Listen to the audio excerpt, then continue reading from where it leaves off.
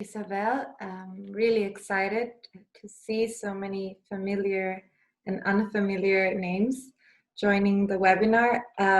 So good afternoon, good morning, depending on where you are. Thank you very much for being with us.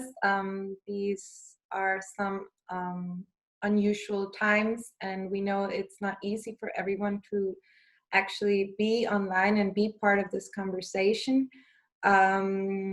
However, we do believe that this is not a conversation that is totally unrelated to current discussions, but just another opportunity to get to the structural issues and a good opportunity to tackle how these structural gendered issues are also impacting in different ways depending on where you are, right? And in this case, we're speaking about the rural areas. So yeah, my name is Andrea Nuila. I am part of the VN International team. I am based in Heidelberg, Germany, originally from Honduras, and I do the work on rights of peasants. So I coordinate rights of peasants, and I'm also part of the justiciability program. So I'm really happy to have some great panelists with us today. First, we have Gabriela Valentin Diaz and Katie Crawford. They are both legal students. They have been working on rural women's rights at the University Clinic, Human Rights Clinic of the University of Miami. And I will give the floor to them before we get to the next panelists. So thank you very much. Hi, everyone. Thank you so much, Andrea. Let's see, let's start the PowerPoint.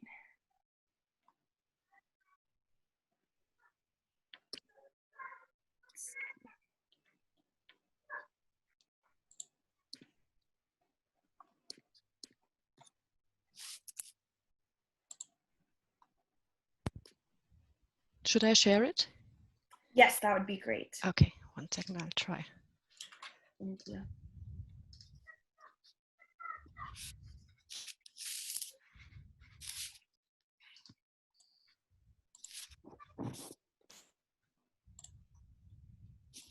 Perfect.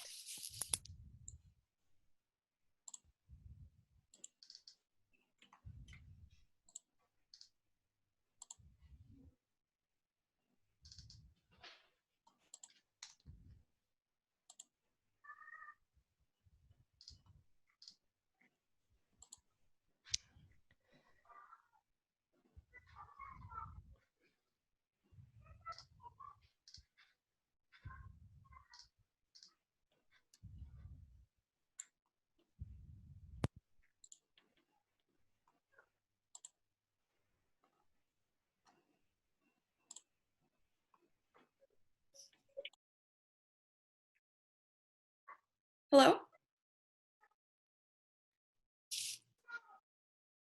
Can anybody hear me?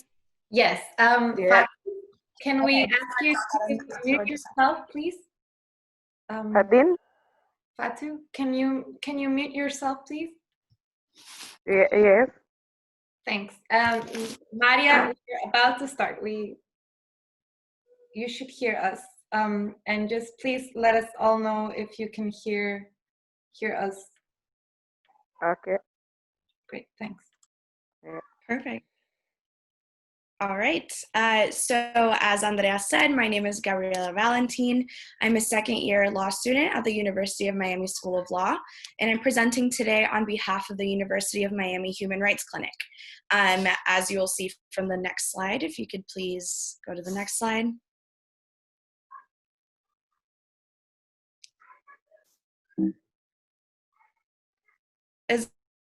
Can you hear me? Yes, it should be the next slide. Can you see it?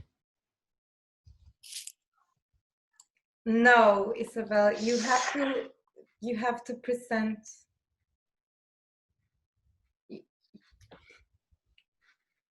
You have to go to the full screen. Yeah, I'm at the full screen. Wait a sec.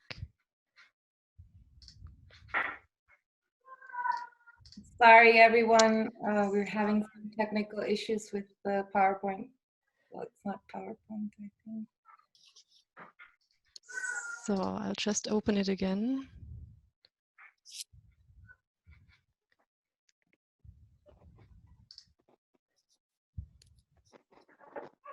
Can everybody see my screen?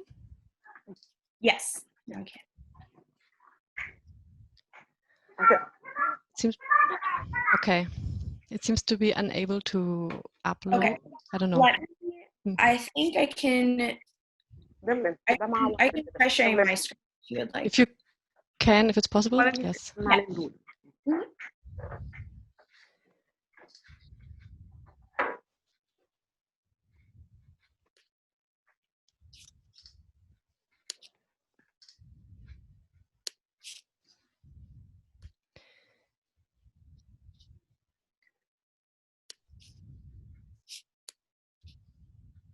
Is everybody able to see this? Yes. Yes. Okay, sounds good. I'll go ahead and start over. My name is Gabriela Valentin Diaz, and I am a second-year law student at the University of Miami School of Law. I am here presenting today on behalf of the University of Miami School of Law Human Rights Clinic. If you'll see it from this photo, I'm the one furthest to the left in this, and Kadian, who you will be hearing from right after me, is just to the right of the Human Rights Clinic works for the promotion of justice globally and in the US. The clinic is staffed by 3 human rights lawyers who supervise law students, human rights litigation and advocacy at all levels by engaging in multidimensional advocacy strategies, including documentation and report writing, litigation, media engagement, working with legislative and administrative bodies, campaigning, community organizing, and global networking. We also develop practical solutions to promote accountability on the part of state and non-state actors.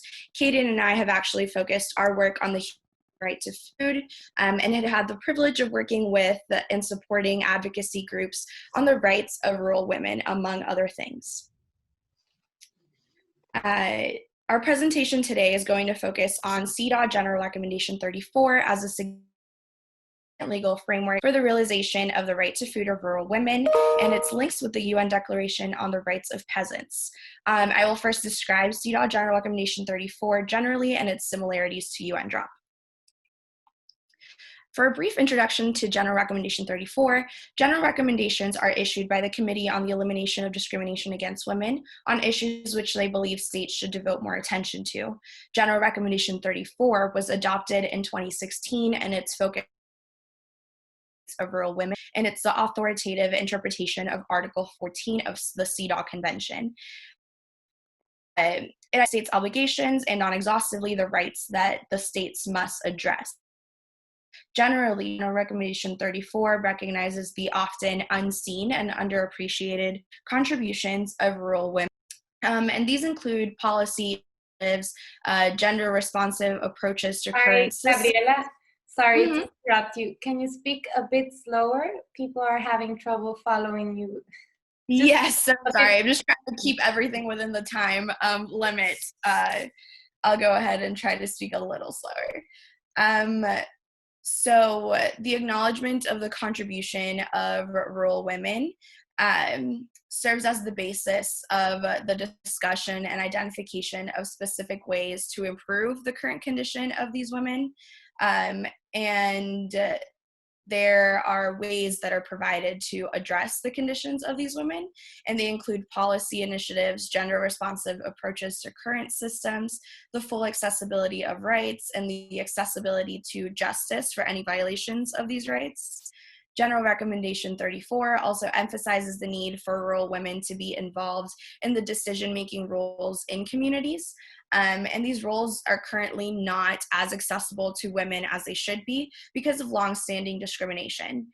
Discrimination is an overlapping concern throughout General Recommendation 34, and addressing it is often one of the steps that the recommendation lists is necessary to really make change in regard to a specific right. Discrimination can be intersectional and can be deeply rooted in existing legal and societal systems. And when it comes to the right to food, this isn't different at all. Now I'll briefly talk about the United Nations Declaration on the Rights of Peasants. This declaration is a result of a very long advocacy process, which was led by social movements. You'll actually be hearing from Nettie right after myself, who is from La Via Campesina, one of the social movements that was very involved in this declaration. This document is an elaboration on the rights of peasants and other people who work in rural areas. And it includes many sectors of rural areas. It includes artisanal and small-scale agriculture, crop planting, livestock raising, pastoralism, fishing, forestry, hunting, gathering, and different groups like indigenous and nomadic people, among others. UNDROP, like General Recommendation 34, addresses issues like climate change, the forgotten contributions of rural peoples and the lack of opportunities available to them. Actually, the largest connection between UNDROP and General Recommendation 34 is that Article 4 of UNDROP, which you can see on the screen right now, this article deals with the rights of rural women, and it actually takes the language directly from CEDAW General Recommendation, or actually CEDAW, the Convention for CEDAW in Article 14, which is displayed now. They tackle many of the same issues, such as discrimination and policy, involving rights like health, economic life, employment, education, and access to land, among other things. Before we continue, I also want to touch a little bit on how international are interpreted. Article 31 of the Vienna Convention on the Law of Treaties discusses the general rule of interpretation of treaties. Article 31, Section 1 states that treaties shall be interpreted in good faith in accordance with the ordinary meaning to be given to the terms of the treaty and their context and in the light of its object and purpose. And then Article 31, Section 2 states that the context for the purpose of the interpretation of a treaty shall comprise, in addition to the text, including its preamble and annexes. And what's important about this is that if you actually look at UNDROP's annex, it includes a paragraph where it takes into account CEDAW. And just to move on to get a little bit more of a complete sense of the similarities between UNDROP and General Recommendation 34, I'm going to elaborate a little bit on some of the rights outlined in General Recommendation 34, which can help us interpret Article 4 of UNDROP. Before I go ahead and summarize some of these, it's important to note how these are relevant to the right to food. One of the preeminent human rights principles is the interdependency of human rights. And this really just means that the inability to access one right directly affects the ability to fulfill another right. There are 9 total sections that are elaborated on in General Recommendation 34, and those are the ones listed here. For the sake of time, I'm going to go ahead and summarize 3 or 4 of them. But as I go through them, you will see that all of these rights relate to the economic side of accessing food, the physical ability to access food, and the ability to access natural resources needed to produce food. The first one I'll elaborate on is the economic and social life. For this section, the committee acknowledges that rural women don't enjoy the free pursuit of economic and social prosperity. As such, they have to have access to social security at all times, and this has to be achieved considering the unpaid and unregulated forms of work rural women often engage in as a result of the limited opportunities that are available to them. Rural women should also have income security and access to healthcare and childcare facilities at all times. Another really important one specifically to the right to food is employment. Regarding employment, the committee states that rural women also have limited labor opportunities. Diverse employment opportunities should be available to these women, and they should be properly compensated, and they should include maternity leave and security, have a safe and adequate work environment, and should be free from all forms of abuse. It should also protect from exposure to harmful chemicals and pesticides through legislation and public awareness programs. Laws and policies that prevent rural women from obtaining certain jobs should be eliminated. States must also facilitate women's ability to obtain adequate employment by ensuring their right to collective bargaining, social security, and childcare, among other things. Political and public life, and the community is that rural women have often been excluded from decision roles in their communities. Women have the right to participate in decision-making at all levels, including land, forestry, fishery, and water governance bodies, as well as natural resource management. These women must also be properly represented. States must actively ensure that the meaningful participation of rural women is fulfilled by establishing quotas and ensuring they can influence policy, addressing power discrepancies between men and women, and ensuring their participation in the implementation of rural development projects. And now one that, of course, is very important to the food, land, natural resources. With respect to land and natural resources, the exercise of rural women is very limited. Much of the land in rural areas is controlled by men. So to ensure equal and non-discriminatory access, state parties should address discriminatory stereotypes and practices that prevent women from accessing land and natural resources. And they should take all necessary steps to achieve equality. Rural women must occupy positions of power to fully ensure their own access to rights such as land and natural resources, and agricultural policies should support women farmers. They should also promote sustainable practices that respect and protect the traditional and eco-friendly agricultural knowledge that women possess. Rural women are actually the most at-risk group for food insecurity, malnutrition, and hunger. So combat this, states should ensure the right to food through food sovereignty so that women who live or work in rural areas can control and manage their natural resources. And just to wrap up, General Recommendation 34 also includes some very innovative rights, and these include the right to food sovereignty, the protection of natural commons, the right to seeds, the right to participate in the management of natural resources, and the right to participate in the development of policy. All of these are also overlaps in UNDROP. That concludes my part of the presentation, but I'll now pass it on to Kadian, who will talk a little bit more about this.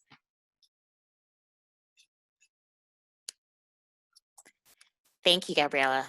Hello, everyone. My name is Katie, and I will briefly talk about the specific instances in which the clinic makes use of CEDAW General Recommendation 34 in its local level work. So according to the Equal Employment Opportunity Commission, which is a federal agency that enforces civil rights in the workplace harassment remains a persistent and underreported problem in the United States. Women are forced to work in hostile environments where they experience various forms of misconduct. Women are asked for sexual favors, are exposed to inappropriate jokes and comments, insinuations, genitalia, and unwanted physical contact that sometimes results in rape. The clinic partners with the Voces Unidas Coalition, which is made up of 3 organizations: We Count, Miami Workers Center, and the Community Justice Project, to serve farm workers, plant nursery workers, and domestic workers in South Florida. We focus primarily on issues of sexual harassment and sexual violence in the world of work. Part of the work that Voces Unidas does is support agricultural workers in Homestead, a more rural area in South Florida. In our work with workers in Homestead, we have had focus groups with women in which women have talked about their experiences with sexual harassment in the workplace, wage theft, pesticide use, and domestic violence. In this work, we have used human rights frameworks such as CEDAW, UNDROP, and ILO for our work. There's also a campaign called Cities for CEDAW, and it is a grassroots effort that provides tools and leadership to empower local women's organizations and municipalities to effectively adopt the principles of CEDAW within their city, county, or state. Miami actually a CEDAW city. What this means is that Miami vows to adhere to the principles of CEDAW as part of its laws. The fact that Miami is a CEDAW city, actually Miami-Dade County has a CEDAW ordinance. The fact that we do have this ordinance enables an analysis of the situation of low-wage immigrant women's experiences with workplace sexual harassment in Miami using CEDAW, more specifically, CEDAW General Recommendation 34 as the framework. This is quite significant because the U.S. has not ratified CEDAW on a federal level. The Miami-Dade County Ordinance enables us to use a human rights framework at the local level in spite of the U.S.'s lack of ratification. CEDAW General Recommendation 34, paragraph E, urges states to provide women who live and or work in rural areas with adequate work that is properly compensated, safe, and free from sexual harassment, exploitation, and other types of abuse. However, what we've seen in South Florida is farm workers and plant nursery workers who have experienced sexual harassment in the workplace by the hands of their supervisors and other workers. We've seen workers whose immigration documents are being held by their employers and used against them to keep them in line. And we have seen workers not being paid adequate wages for their work. CEDAW General Recommendation 34, paragraph H also charges states to ensure affordable and safe access to transportation so that women who live in rural areas can have adequate access to many of their rights. This poses an added problem in the world of work when a low-paid woman has experienced sexual harassment, because many low-paid women workers who work in rural areas rely on their employers for transportation to and from work. If their employer or a fellow employee is sexually harassing or sexually abusing a woman, lack of alternative transportation to a site where they can report can be a barrier to reporting that sexual harassment or sexual abuse. In addition to CEDAW General Recommendation 34 and UNDROP, recently adopted ILO Convention 190 also provides a useful framework when thinking about gender-based violence in the place of work. It protects workers and other persons in the world of work in both urban and rural areas. It states that each member that ratifies the convention shall respect, promote, and realize the right of everyone to a world of work free from violence and harassment. In order to further preventing and eliminating violence and harassment in the world of work, the convention asks states to respect, promote, and realize the right to work, namely freedom of association and effective recognition of the right to collective bargaining, the elimination of forced or compulsory labor, and the promotion of decent work. And that is the end of my presentation. Thank you so much. Thank you very much to both of you for this very in-depth in a very short time, and establishing also the links between CEDAW General Recommendation 34 and UNDROP, and also sharing this very interesting experience of implementing an international instrument at the local level with all the constraints you can have in the US. So now I will give the word to Nettie Wiebe, representing La Via Campesina and speaking to us all the way from Canada. Nettie, the floor is yours. Thank you. Can you hear me? Yes, very well. All right. I'll just introduce myself a bit. I'm Nettie Wiebe. I'm a farmer, organic farmer in Saskatchewan, Canada, where the ground is still covered with snow. So we're not out there yet farming, but we're getting ourselves ready. I can't start without noting that we and many others in the world are confronting a pandemic, which will be not only a severe test for our food systems and our right to food, but will also disproportionately affect women, because we are very often in our households and in our communities the caregivers, and we are the people who look to food security in our households and communities. So this global pandemic that we're confronting will have a huge impact, and will demonstrate yet again the vulnerabilities of the globalized food systems. But that's another subject which has to be discussed in another time. I'll just start by saying that it's no secret that women, rural women, have a huge role to play in food production. Small-scale farmers, peasants, artisanal fishers, and pastoralists, we are actually producing about 80% of the food in the world. So this is a huge component of our global food security, and women play a huge role in it. And our role is increasingly difficult because there's growing inequalities in food food systems and food production. And there's a tremendous pressure on the resources by industrial projects and ecological destruction, climate change, and all of this. On all of this, women are at the front of suffering it and also dealing with it. The insecurity and the violence we experience in the countryside is not just visited upon us. We're also dealing with it, and that was a part of the genesis of the Via Campesina, that rural people, small-scale farmers, peasants, wanted to not only have to suffer the consequences, but actually have a voice in and work to change the world.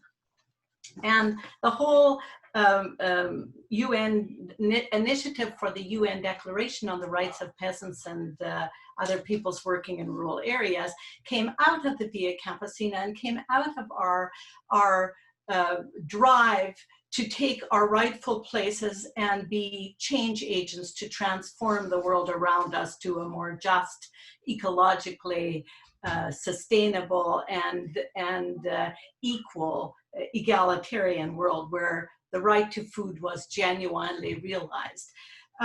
When I have to say that I was on the coordinating council of the Via Campesina when this first came up, and it was proposed by the peasant leadership from Indonesia, that we would try and get a United Nations Declaration on Peasants' Rights. And I have to say that I was skeptical of it.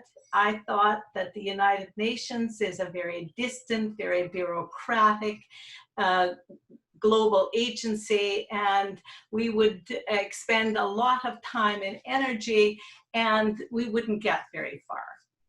And the first part of that was right. We did spend a lot of time. It took 17 years to get the declaration ratified, but the energy, I think, in retrospect, was very well spent. I think that declaration has made and is beginning to make and has tremendous potential to make a huge difference in terms of not only how we see ourselves and what our openings are as rural peoples to assert ourselves and assert our rights, but also to change the discourse and change the perspective that others have of our role and our rights.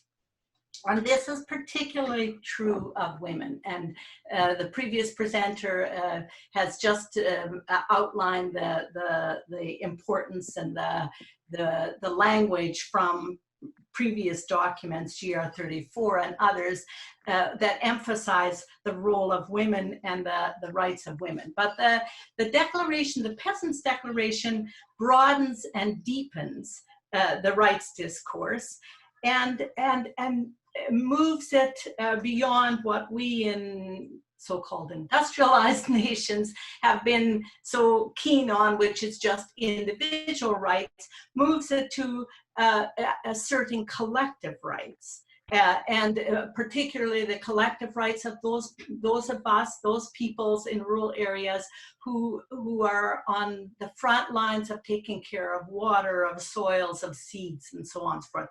And women are huge participants in all of that. The Declaration also indicates, and you've said this already, that it also demonstrates the interconnectedness, the interdependency of rights, the indivisibility of rights, and how they're related to each other. And that's really important for women, that that our rights are not subsumed under or taken as also asserted when general rights are asserted, that it's clear that our rights as full participants have a special place in this. We we live in a patriarchy. And in rural areas, in agriculture, in the jurisdiction over land and fisheries, that's a deep patriarchy. It's deeply embedded in many of our systems around the world. So that's what women in rural areas have historically lived with, and that's where we are still. But this declaration begins to, or continues to assert that that isn't a given. We can change that. We can actually move past that. I'm just going to share with you what Via Campesina has recently released, which is just a series of lively little illustrations of what the declaration highlights in terms of women's rights. I'll just see if I can make this work.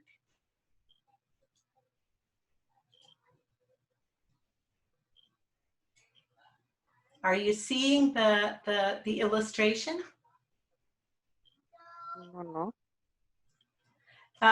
It's the illustration of a booklet. Not yet. I think you Not yet, Nat. you have to first share your screen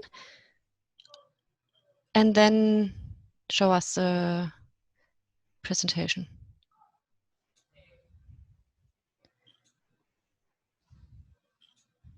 Did that work? Are you seeing it? Not yet. Not yet. Not yet. At the bottom of your screen, there should be something Yes, shared. I'm sharing my screen. Yeah, okay. Sharing the screen.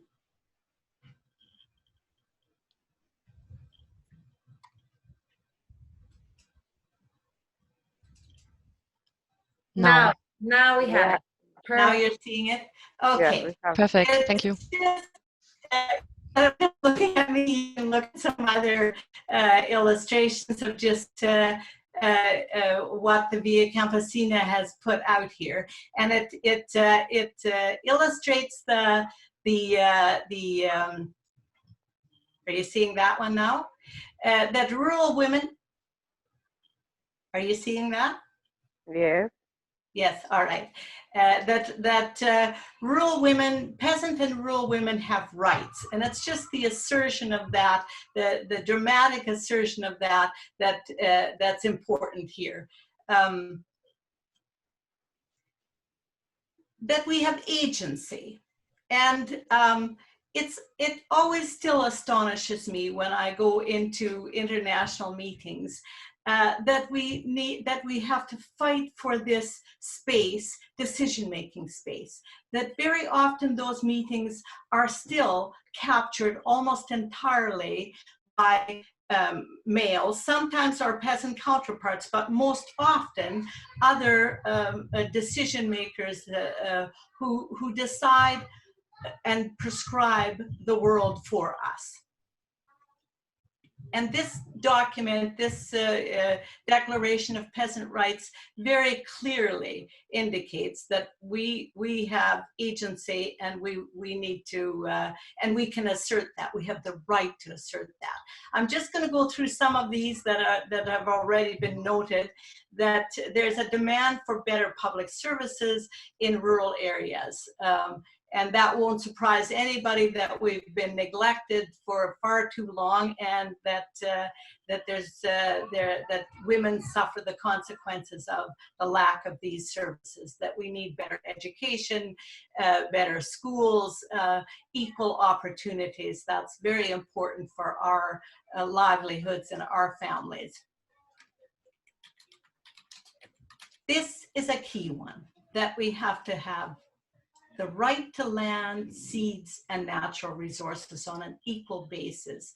And this is at the core, at the heart of the struggle for food sovereignty, that the control over food producing resources should be in the hands of those who are actually producing the food, not the corporate sector, not the financiers, but those, and that's many times the hands of women, that we should actually have access to and control over those resources. There's a struggle on all of those, on seeds, on land, on water, on all of those natural resources, a struggle for control over them.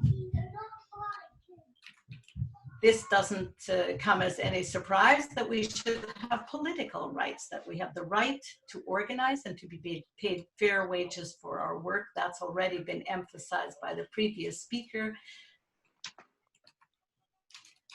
That we have the right not to be poisoned and to have our environments poisoned, our soils, our waters, the air polluted. And this is a deep struggle. This has been a long-standing struggle. When I first started in the Via Campesina, when we first started in the early 90s, and we women began to organize ourselves, the recurring cry from women in all parts of the world we talked to were that we were working on trying to protect the health of ourselves and our children against what is an increasingly poisoned world. And we understand that that's our bodies, our children that are on the line there. And that's part of the huge push for agroecology, to get rid of, hold accountable those who are poisoning the environments around us. And the whole agroecology push, of course, indicates, and we've always known this, that we can produce food, and we can produce food in a plentiful way, in a healthy way, without those toxic inputs. In fact, we can do it far better without them. So that's the struggle for the right to food sovereignty, healthy and fair food. And that isn't just rural women's struggle. That, I must remind you, is everybody's struggle, because we're all eaters, and healthy food matters to all of us. And of course, we cannot be safe, we cannot live fully, we cannot be full citizens participating in decision-making if we are always afraid. And that means that the violence against women has to end. That's been a campaign in the Via Campesina for decades, and it's a continuing demand that we be safe, that we have the right to protect our places, our resources, our territories, and that that we're not be subject to violence, physical, sexual harassment, and violence when we do that.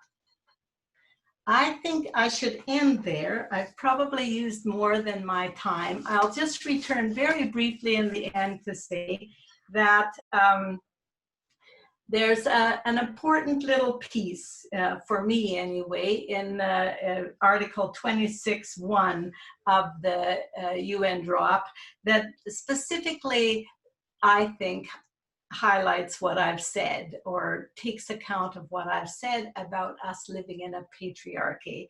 And this is not just now, this is deeply embedded and traditional.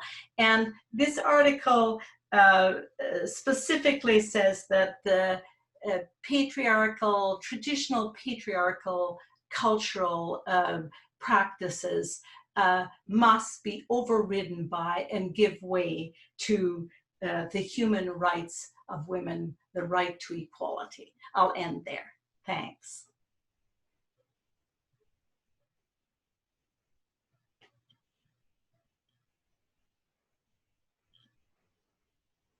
Thank you very much, Nettie, for this background and reflections.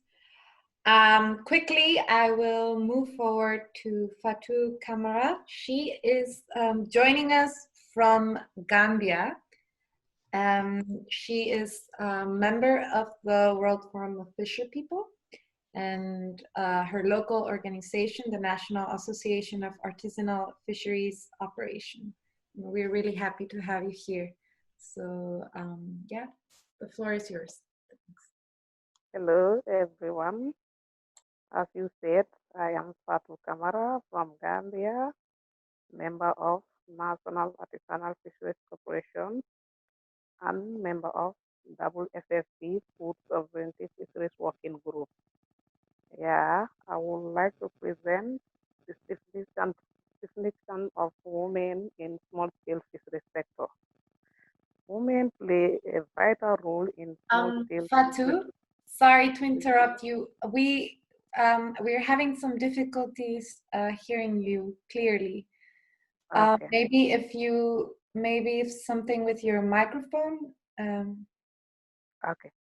Okay. Are you getting me clearly? I think that's better.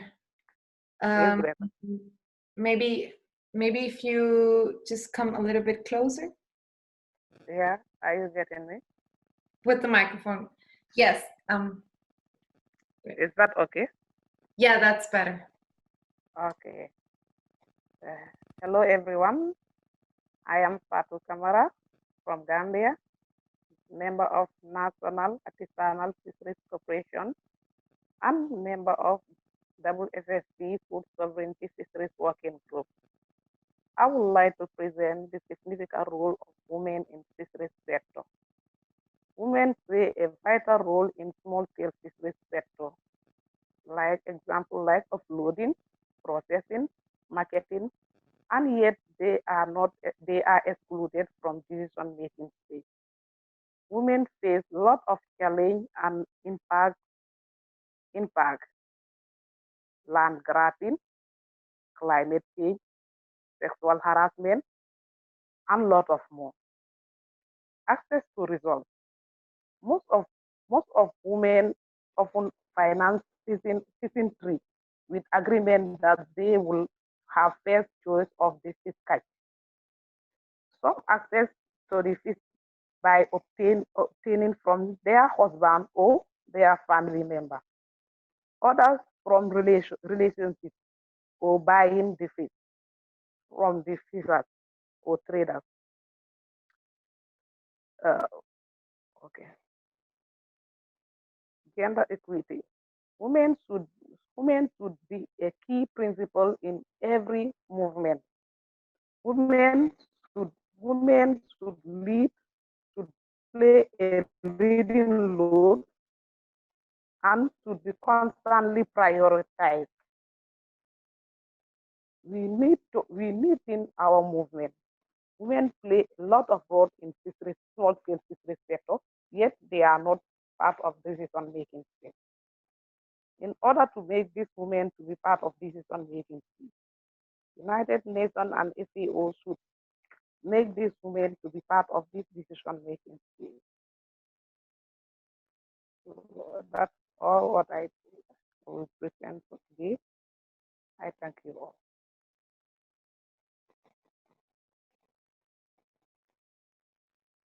Oh, okay. Yeah, that's all. Are you done? Okay, perfect. Yeah, that's all. Great.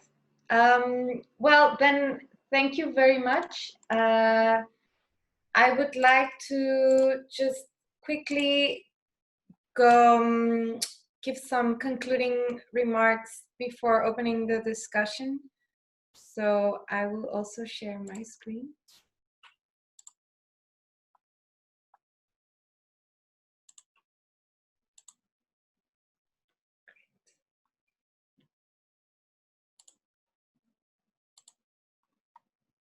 So hopefully everybody is able to see it.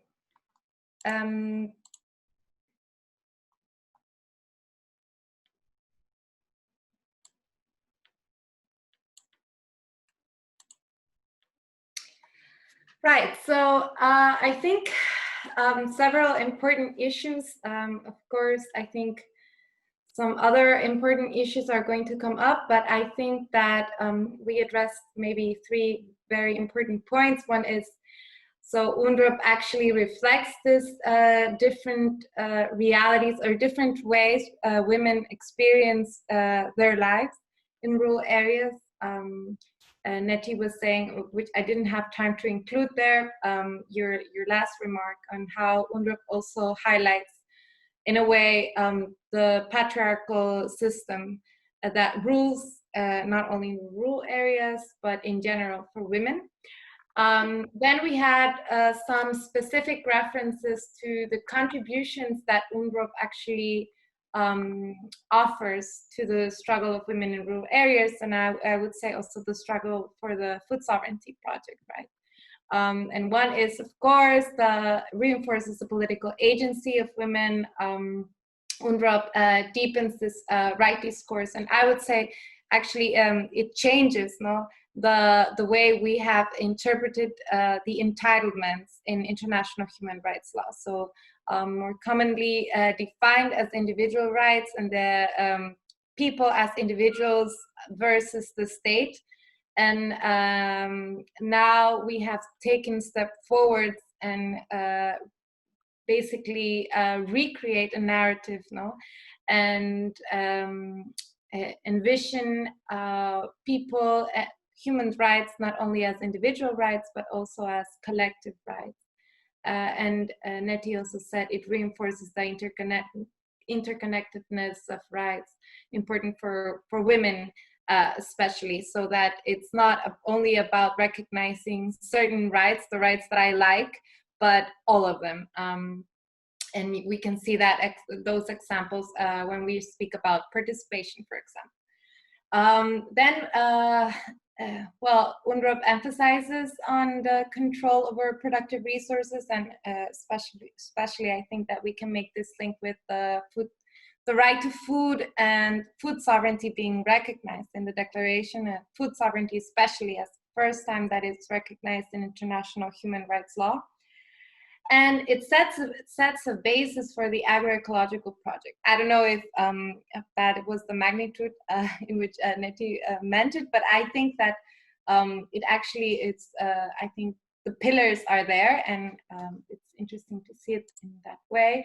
And I would say that the last issue that came up, and this was tackled by Gabriela and Kadian, was, okay, so there are some gaps, but there are rules of interpretation that we can use, and this is, of course, in a more formal, legalistic way of seeing it, but there are references and sources that already exist previously to the declaration, and that they can be also complementary. And we tackled the specific case of General Recommendation 34, but of course we have the UN Declaration on the Rights of Indigenous Peoples, and other human rights instruments, but also other political international instruments that can be helpful for our interpretation of the declaration. And so with this very quick wrap up, I would like to open the floor. I think that we really have very interesting people here. I see, for example, Mariam. I see Saulo. I see people that have been working on Nadia Lambeck on the food sovereignty project for a lot of time, and I think that it would be great for all of you to share your comments and questions to the group. So I see some hands. Isabel will take care of yes, thank you, Andrea. I see Samina. If you have to unmute yourself, and then you have the floor.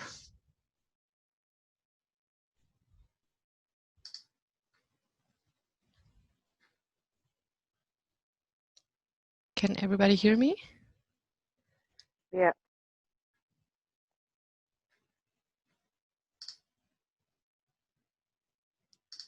Samina, you need to unmute yourself, and then we can hear you.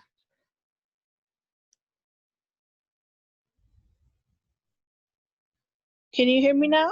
Yes. Hi, my name is Samina, and I'm speaking from Pakistan. Should I continue? Yes, please. We hear you clearly. Okay. Thanks. Well, thank you so much for this very, very inspiring conversation. I really appreciated all the speakers. Just very quickly, my organization works with rural women in Pakistan. And one of our effort is to get recognition for women farmers as workers in the national GDP and in policy making and decision making. So one of the strategy we have used is the United Nations General Assembly resolution of 2007 that recognized 15th October as the International Day of Rural Women. So every year we organize a big conference in the capital of Pakistan, Islamabad, and we bring together thousands of women to interact with policymakers and to make demands. And we have been doing this for 12 consecutive years. And what that has done is created a collective platform for women farmers in Pakistan. And now the government, whenever they make policy, they consult us. They don't consult us as much as we would like, but I just wanted to share this example that it was very useful to meet every year, and slowly our conference from 2008, when we did the first conference, we had 305 participants. And in 2019, October last year, we had more than 3,000 women from all parts of the country. So the more we demanded with consistency, we saw the difference. We still have a long way to go, but I think that being persistent is very important, and increasing the number is also very important. And we are very happy to connect with all of you and would love to be part of international movement for women workers, farmers, and peasants. Thank you.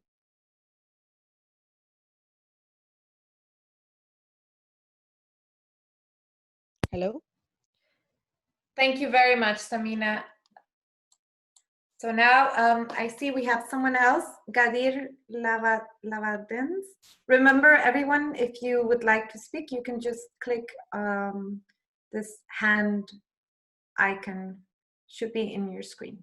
Gadir, you only have to unmute yourself now, so we can hear you. Hello, can you hear me? Yeah. Great. Well, thank you very much for organizing this. My name is Gadir. I'm based in Bolivia, but I'm coordinator of the CBD Alliance, which is a global network that enables and enhances the participation of civil society in the Convention on Biological Diversity. So just I wanted to give a brief comment and I have a couple of questions. So the first, well, as some of you may be aware of, the Convention on Biological Diversity has a strategic plan that ends this year in 2020. So the COP of this year is pretty important because a new strategic plan will be adopted. For this new strategic plan, Global Biodiversity Framework, as they call it, where civil society is pushing strongly for a rights-based approach, meaning human rights, and meaning the UNDROP, UNDROP, to be included strongly in this new framework. We're looking for organizations working in both of these issues, of these frameworks, also these human rights frameworks, to get involved, to give advice on how to connect these processes, because we believe it's important to have them connected. And in that sense, I have a couple of questions. Then, for example, if there are any accountability or compliance mechanisms either in place or planned to be implemented in the UNDROP, because one of the biggest problems in the convention, in the CBD, the Convention on Biological Diversity, is implementation. There are good, nice decisions, but at the end, they're not implemented really. So we're pushing also for accountability, compliance in several ways, and we would like to know if there are others, not only in place, but those that you as civil society consider that are pushing for example. So we can also push for them or a connection with them in the CBT process. Then, unfortunately, I have to admit that in the dialogues in the CBT, engaging with some organizations, I see that there are some conflicts between UNDRIP and UNDROP. Not necessarily in terms of the content, but in terms of how organizations are understanding it, because many, let's not say many, but some organizations, indigenous organizations have some concerns about these other rights being adopted. And I was wondering if you have any comments or if you have any views on that. And of course, finally, if you see any relations, specific legal relations, but further relations between biodiversity and this UNDROP declaration and the possibilities of engagement. Thank you.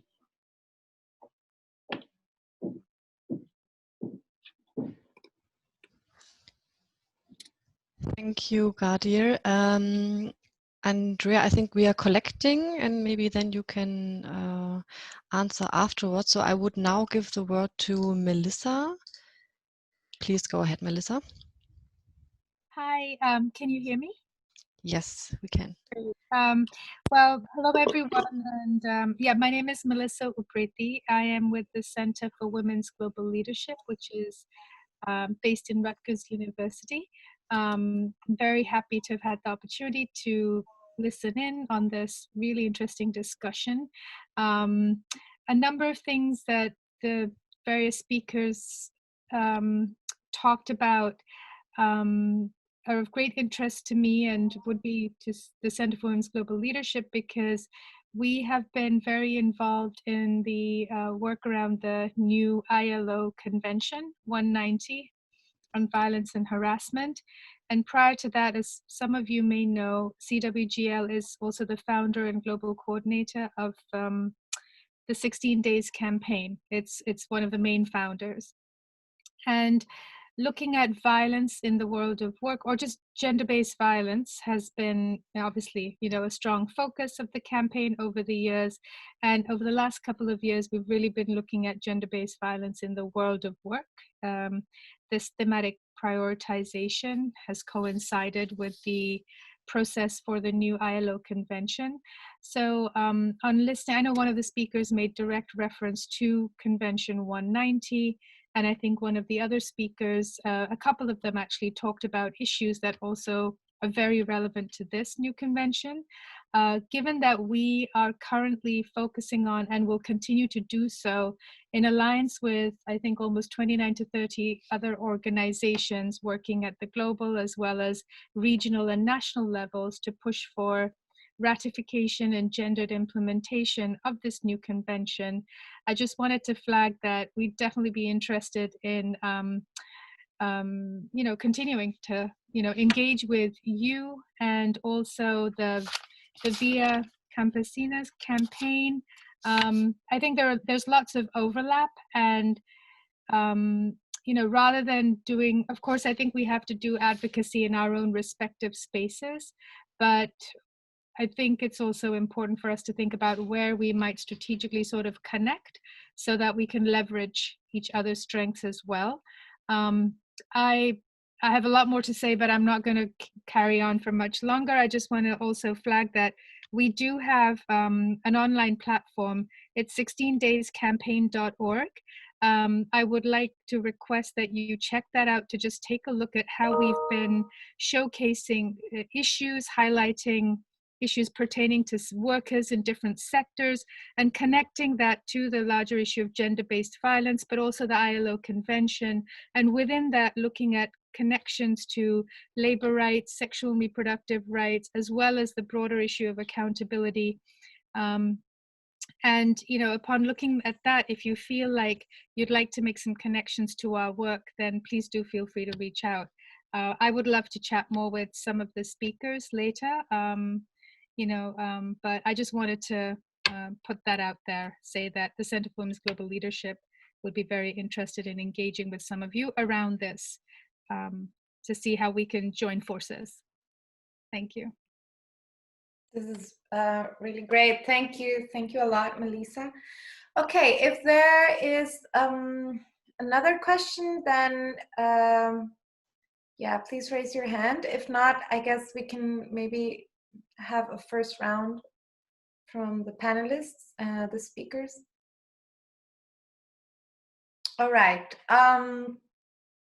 Okay, so I have maybe some comments on what Gadir raised, but I think first I would like to give the word to the other panelists. So Neti, Fatou, Gabriela, Kadin. Let me just respond very briefly to that opening intervention around the International Day of Rural Women. That has been important, and I'm part of the civil society mechanism representation in Rome at the Committee on World Food Security. And as you know, every October the CFS has their major session. And we 2 years ago negotiated that, pressed for and got the a session on the International Day of Rural Women integrated into the program, the plenary program at the CFS sessions. And this year it looks like, and that was done for 2 years, and now this year it looks like it will be reslotted as a side event. And for me, that's an indication that the discourse on rural women is beginning to be, how shall I say, maybe threatening or a little unwelcome, because it's become a stronger voice and a more coherent and demanding voice. And that there's some attempt to diminish it and put women back in their traditional places. So just to note that that's not insignificant, and those are important markers that we continue to struggle to make to enlarge and hold our spaces as rural women in decision-making forums.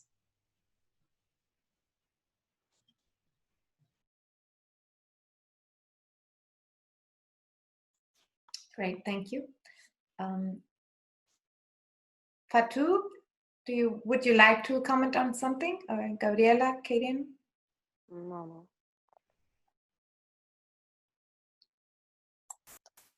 I can, excuse me, I can comment on the ILO 190 comment that was made. I'm sorry that my connection sort of cut out and then relogged me into the meeting, so I may have missed some of what was said. But basically, thus far we've used the ILO 190, Convention 190 to structure our civil society submission to the UPR on the situation of low-wage women workers and sexual harassment in the workplace, and we certainly love to connect. For the UPR submission, we focused a lot on the U.S. and its labor standards and how, the U.S. has not ratified CEDAW and that it should, and we made several recommendations within our UPR on what the U.S. could be doing in order to further combat sexual harassment and sexual violence in the workplace.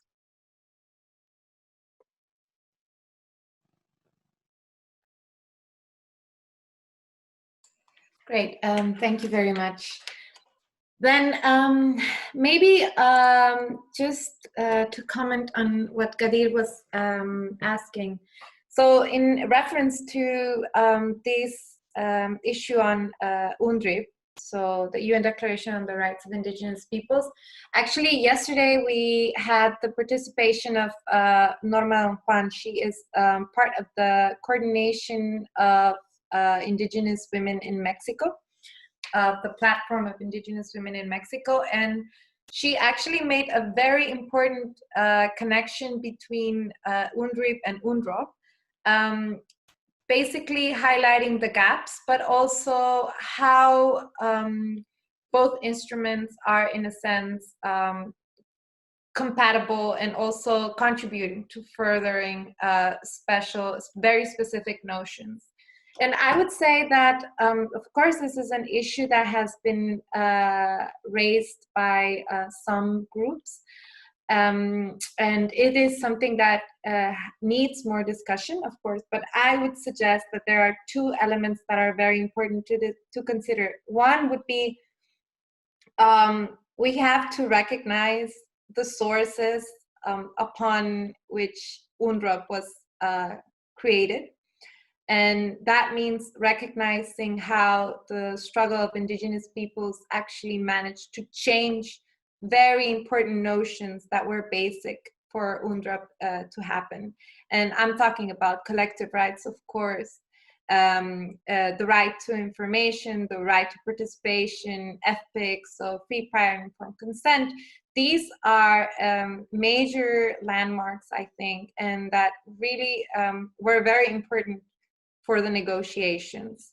And the other thing I would say, or the second thing, in a much more formal way or in very legalistic speaking, is we have to go back to the interpretation, right? And the interpretation principles, I would say, first means we're talking about an international human rights instrument, so there should be no impairment of other human rights by applying one international human rights instrument. So that would be contradictory, simply.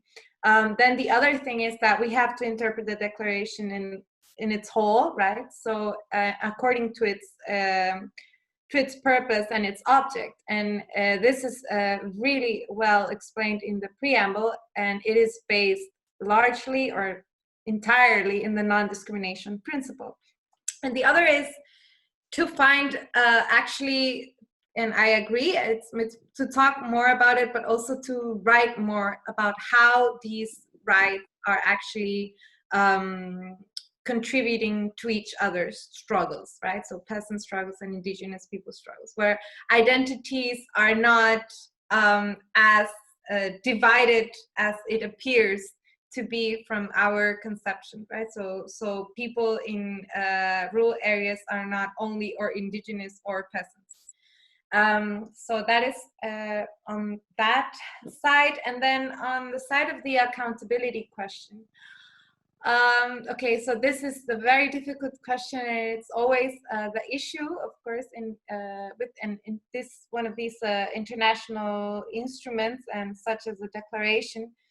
I think that La Vía Campesina is definitely in the process of also evaluating what are going to be the priorities within the UN human rights system.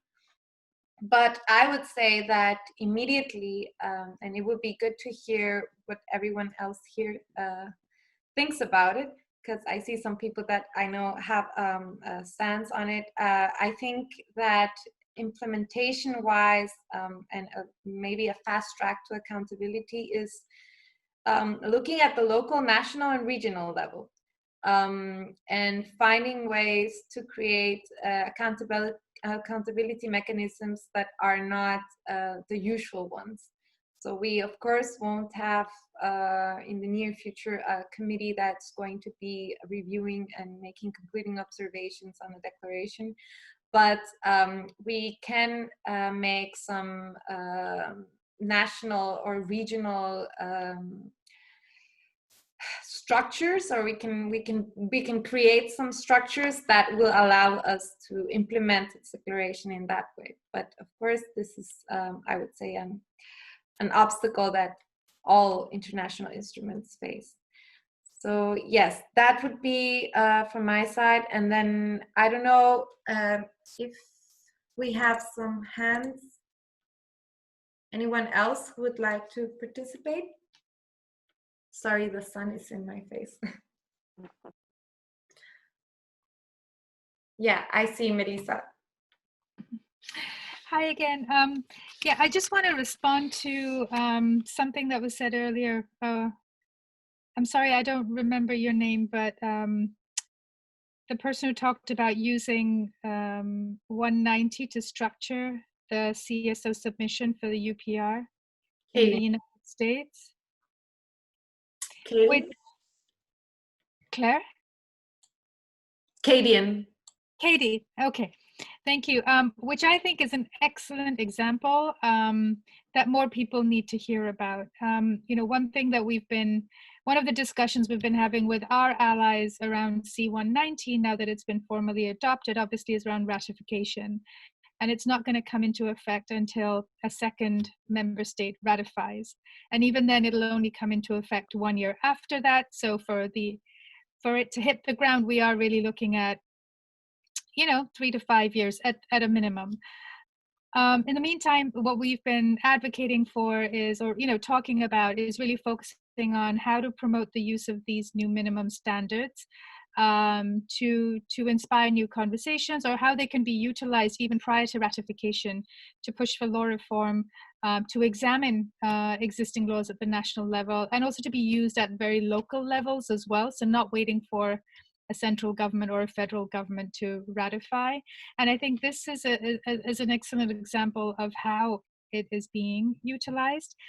We do, of course, know that there are other international treaties that have provisions that also apply, but having a dedicated convention, of course, has given this whole issue of violence and harassment very specific focus, and the broad definitions have added something new as well to the conversation. So I just wanted to take this opportunity to say, in the spirit of sort of, you know, collaborating and building on today's conversation, and what I've learned is, for example, the 16 days platform, we do invite contributions, we invite blog posts. So it would be wonderful if maybe you could write about this and we could put up a blog post, because this is then going to inspire others to think about how to start using the minimum standards that have been adopted, and, you know, rather than waiting for ratification to happen.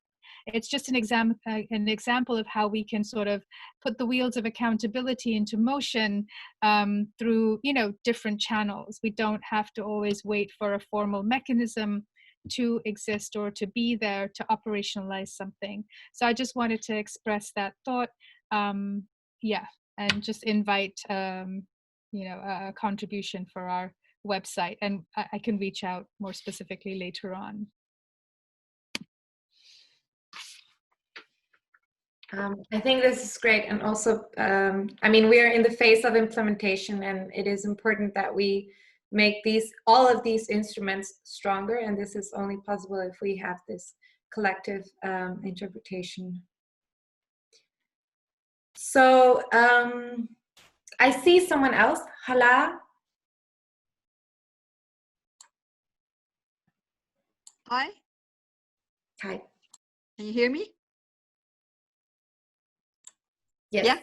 Okay. I just wanted to express my my thanks for this this meeting, this online meeting. I learned a lot today. I listened to very interesting presentations and discussions, and I feel I'm from Egypt, and I feel like we really, I mean, this is very inspiring to try and work more.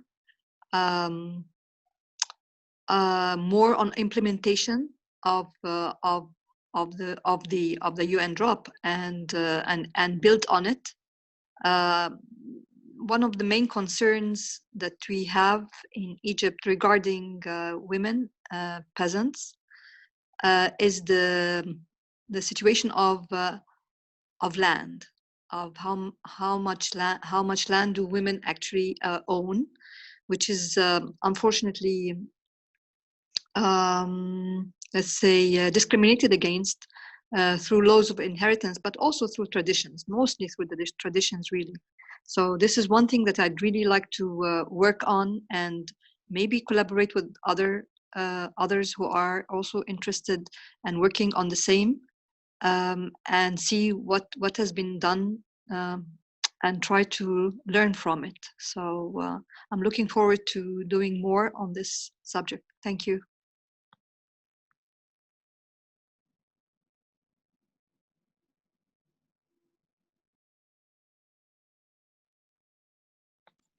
Thank you very much. For those French speakers that are here with us today, tomorrow we will also have this webinar in French with different panelists. So in case you would like to join, or someone else from your organization would like to join, then you are really welcome. I don't know, we still have time. We have 10 more minutes. If somebody else would like to say something, I see Neti's camera, so maybe Neti, you would like to say something. Could I just respond to this this very important intervention that we just heard from Hala around the traditions of land ownership. That's not unique to Egypt, that's global, that land ownership and control over land has been deeply patriarchal. That's in our own circumstance too. And let me just say something about the context here. When land in the part of the world where I live was allocated, it was allocated to and purchased by men. And over the years, we in the National Farmers Union and other organizations in Canada, we rural women, struggled for equality there. And we came to the place where we got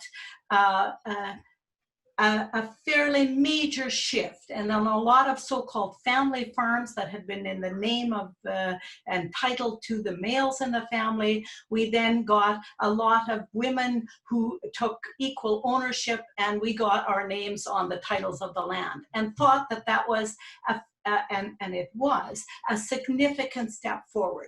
Now, in a context of heightened capitalism and more investment in land, we see that the gains that we made are being undermined by the investors, the corporate sector that is buying huge packages of land, and those investors are predominantly male. So now we're moving back to a place, and this is discouraging, but we need to take on the next battle here around land ownership. We're seeing that that the corporate and investor capitalists are in fact usurping and undermining the gains that women have made in some places of the world in asserting their ownership and control over land.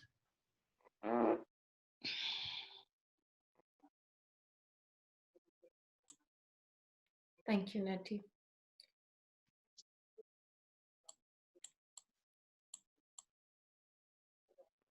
Yeah, Fatou? Yes, I just want to comment on what he has already said. I think all parties should collaborate to develop and functionally evaluate the system to assess the impact of legalization of land.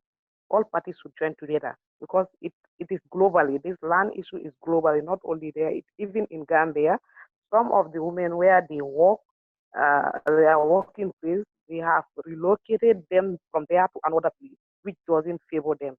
So I think this is globally. So all parties should join together and make something out of it. Yeah, thank you. Great, thank you. Yes, so that is, I would say, if anyone else would like to comment or say something, please feel free. We will circulate PowerPoints, and the webinar will be uploaded, so you will be able to share it or watch it. And I see some comments from the panelists, from participants. Okay, so in case that there is no further comments, then I guess that we can leave it to here. I think that we've had very important discussion on implementation, converging different instruments and interpretations on the same issues. And I think that yeah, the idea was that we have had a space to speak more about what is the meaning of UNDROP for women's struggles from now on, and not so to present UNDROP, but more this discussion of implementation. And I think we really had this discussion. So yeah, we will have a series. So we still need to have a webinar series in April and in May. In April, we will have one on seeds and biodiversity, and in May on climate justice and UNDROP, so the same focus. And let's see, yeah, where we go from here. I think that there's a lot of work to be done, and hopefully we stay in touch. Thank you, yeah, Andrea. And just you can also have access to yesterday's webinar. Yes. exactly. Yeah. I just wanted to say there were some questions. We can share the emails of the panelists, so you can exchange further after that webinar. And I can also send the webinar of yesterday.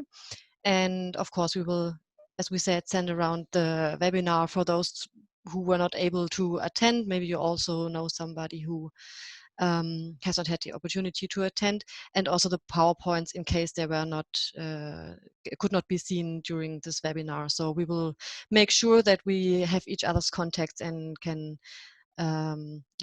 contact each other afterwards.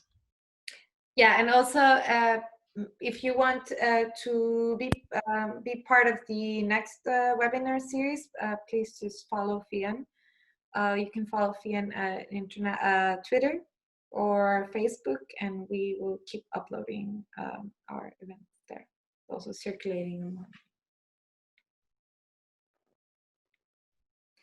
Well, thank you very much. Thank you to the panelists, and I hope everybody stays safe. Have a very wonderful day, evening, or morning. Thank you. Bye-bye. Thank you very much to everybody. Thank you. Thank you. Bye. Thank you.